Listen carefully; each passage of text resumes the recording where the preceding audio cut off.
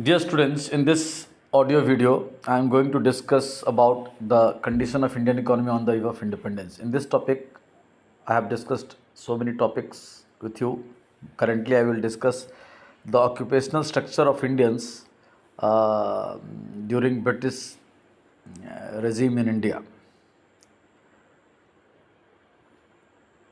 Occupational structure refers to the distribution of working persons across primary, secondary and tertiary service sectors of the economy.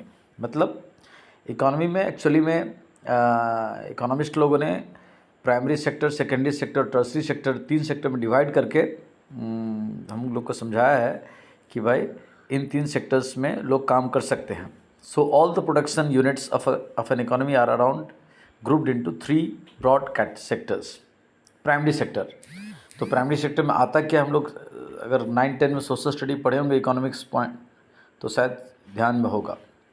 Primary sector includes production units exploiting natural resources like land, water, subsoil assets etcetera. For example farming, fishing, mining, animal husbandry, forestry etcetera. मतलब इस पृथ्वी के अंदर से या पृथ्वी पर कुछ भी उपजाना, उगाना, ये सब जो भी काम है ये सारे के सारे प्राइमरी सेक्टर में आ जाते हैं. एग्जाम्पल हमने यहाँ भी देखा ही है. Secondary sector, it includes production units which are engaged in transforming one good into another good. These units convert raw materials into finished goods. For example, goods. For example, good firms engaged in sugarcane, converting sugarcane into sugar, or construction companies or power generation companies or iron and steel industry. All these are example of secondary sector. What actually secondary sector do? Secondary sector take raw materials from the primary sector and they take the help of service sectors and they convert those raw materials from primary sector into some new units, new product. That is what the work of secondary sector is.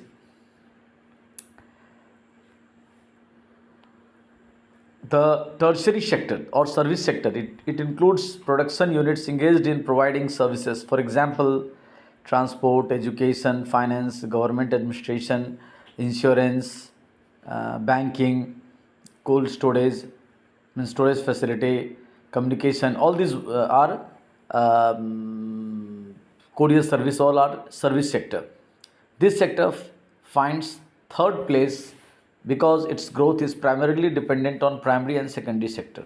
इसको तीसरा number पर स्थान इसलिए दिया गया है कि किसी भी देश में प्राइमरी और सेकेंडरी सेक्टर कितना विकास किया उस हिसाब से टर्सरी सेक्टर का डेवलपमेंट होता है. तो हमको अब ये देखना है कि ये जो प्राइमरी, सेकेंडरी, टर्सरी का हम लोग को अभी इंट्रोडक्शन दे करके समझाया गया है कि what are primary sectors, what are secondary sectors and what are tertiary sectors. Now we have to understand that during British regime, what percentage of population worked in which sector.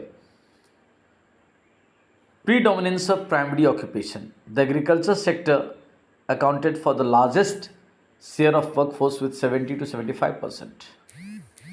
मतलब क्या कि देश की करीब 70 से 75% आबादी जो थी वो प्राइमरी सेक्टर पे डिपेंडेंट थी और उसमें भी बेसिकली ज़्यादा एग्रीकल्चर पे. The manufacturing and service sectors accounted for 10% only. और मैन्युफैक्चरिंग सेक्टर यानी कि सेकेंडरी सेक्टर में मात्र 10% आबादी उस समय जॉब करती थी, उससे उनका जीविकोपार्जन होता था. And rest 15 to 20% population were working in service sector.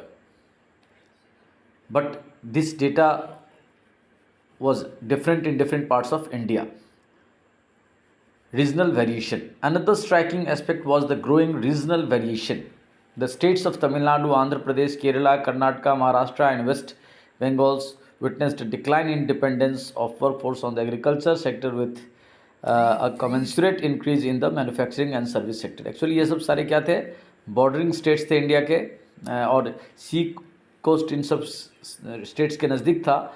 तो ब्रिटिशर्स ने जो भी कुछ अपना ऑफिशियल या एडमिनिस्ट्रेटिव या कुछ भी इंडस्ट्री स्टार्ट किया तो इन्हीं सब स्टेट्स में इनिशियल स्टेज में स्टार्ट किया.